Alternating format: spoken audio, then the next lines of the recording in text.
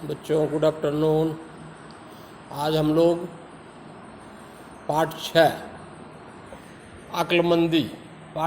अक्लमंदी हम लोगों ने शुरू किया था, इसका वाचन किया था। आज इसका भावार्थ समझेंगे। बच्चों यह है एक हास्यपूर्ण पाठ है। इसके माध्यम से कवि ने प्रकृति में जो जिस रूप में है उसी रूप में स्वीकार करने के लिए हमें प्रेरित किया है। प्रकृति हमें बताती है कि जो जिस रूप में है उसी रूप में उसको स्वीकार करना चाहिए। यहाँ पर देखिए बच्चों, एक गांव में मिट्ठू नामक एक मियाँ जी रहते थे और बात बात में वो खूब अक्लमंद कहते थे। खुद को यानी कि अपने को बहुत अक्लमंद मानते थे मियाँ जी। बात दुरुस्त न लगे किसी की, आता काम पसंद नहीं। उन्हें किसी की बात दुरुस्त नहीं लगती थी और किसी काम पसंद नहीं लगता था। नाक चढ़ाकर हिज्जेबाजी करते रहते जहाँ कहीं, हर जगह जो है हिज्जेबाजी करते रहते। ठीक, हिज्जेबाजी से कर सकते हैं कठबैठी, यानी किसी बात को मानना नहीं, अपने तर्क को ही रखते रहना, चाहे उनका तर्क गलत ही हो, अपनी बात को ही रखते रहते थे। एक दिन वो ससुराल पहुंचने के लिए मन में निश्चय किए और कपड़े पहने, अपना थैला उठाया और छतरी लिए, तेज धूप में चल दिए। तन से स्वेद लगा झरने। स्वेद माने पसीना, तन माने शरीर। उनके शरीर से पसीना गिरने लगा। फाड़ फाड़ कर आंखें मिट्ठू वृक्ष तलाश लगा कर दे। अब वो आंखें फाड़ फाड़ कर यानी बहुत ध्यान से क्या खोजने लगे? एक वृक्ष खोजने लगे जिसकी छाया में बैठकर वो आराम कर सके। पाकर सुंदर वृक्ष आम का वह आनंद विभोर हुआ। एक सुंदर आम का वृक्ष देखे और बहुत खुश हो गए। उसकी ठंड छाया में बस खूब मजे से लेट गया। उसकी ठंडी छाया में खूब आराम से लेट गए। हरा भरा खेत पास में लहर लहर लहराता था। बगल में एक खेत था जो कि हरा भरा था और वह लहरा रहा था। उसमें सब फसलें लगी हुई थी। देख देख वह शोभा उसकी फूला नहीं समाता था। उस खेत की शोभा देखकर वो बहुत खुश होते थे। फूला नहीं समाना माने अत्यधिक खुश होना। बड़े बड़े तरबूज खेत में देख देख वह ललचाया। खेत में बड़े बड़े तरबूज थे और उसको देखकर उनको लालच आ गई। कुछ मीठे तरबूज वहाँ से तुरंत तोड़ कर ले आया। वहाँ से कुछ मीठे तरबूज तोड़ कर लाए।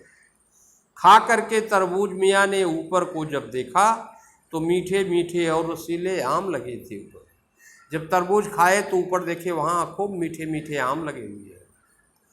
आम तोड़ने के लिए वो चढ़ गए और पेड़ पर से गिरे। उनके घुटने टखने टूट गए।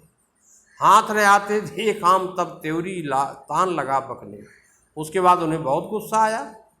वो लगे गुस्सा करने और ईश्वर को, खुदा को, जो इस संसार का मालिक है, उसको क्या उन्होंने बोला? खुदा बड़ा ही बेवकूफ़ है, कैसे उसको समझाऊँ? खुदा बड़ा बेवकूफ़ है, उसको कैसे समझाऊँ?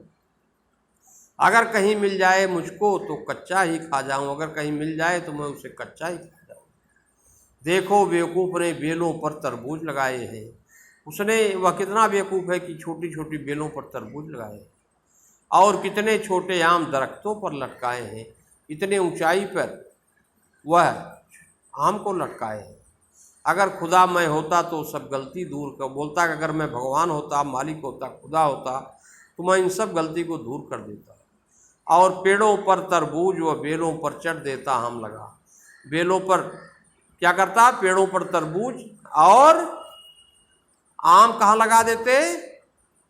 जहाँ पे तरबूज हैं और जहाँ पे आम है वहाँ तरबूज लगा देते। बेलों पर आम लगा देते। देता रहा खुदा को गाली, ईश्वर को गाली देते रहे। आया मन में खेद नहीं, उनके मन में जरा भी दुख नहीं हुआ। ठंडी हवा चली मिट्ठू को निधड़क आई नींद। वहीं ठंडी हवा चल रही थी, उनको नींद आ गई। उसी समय ऊपर से एक आम अचानक टूट गिरा। एक आम ऊपर से उसी समय गिरता है। टूटी नाक मियाँ मिट्ठू की, खून बह निकला बहुतेरा। उनकी नाक पर आम गिरा और वो खून बहने लगा। ऐसी हालत में मिट्ठू से दर्द नहीं झेला जाता था। ऐसी हालत में मिट्ठू से दर्द नहीं झेला जाता था। वह फूट फूट कर रोता था और नाक नाक चिल्लाता था। आंसू और खून की उसके मुख पर धार लगी बहने, आंसू और खून दोनों बहने लगा। हाथ जोड़ फिर रोता रोता होकर खड़ा लगा कहने, हाथ जोड़कर कहने लगा, खुदा तुम बड़े अक्लमंद हो, मुझे लगा है आज पता, आप बहुत बुद्धिमान हो, मुझे आज पता चला है। नहीं बुराई कभी करूँगा, कर दो मेरी माफ़ पता, मैं कभी आपकी बुराई नहीं करूँगा। अगर आम के बदले ऊपर ये तरबूज लगे होते, मेरा निकल कचूमर जाता, घर वाले किसको रोते। अगर आम के बदले तरबूज होता तो आज मेरा कचूमर निकल जाता, यानी कि आज मुझे बहुत चोट लगती, तो घर वाले रोते रोते ही अपना समय पास करते। तो प्यारे बच्चों, ये बहुत अच्छा पाठ है, इसको पढ़िए। मैं आपको कल जूम क्लास में फिर इसको पढ़ाऊँगा। आपको जहाँ नहीं समझ में आया कल पूछिए। धन्यवाद।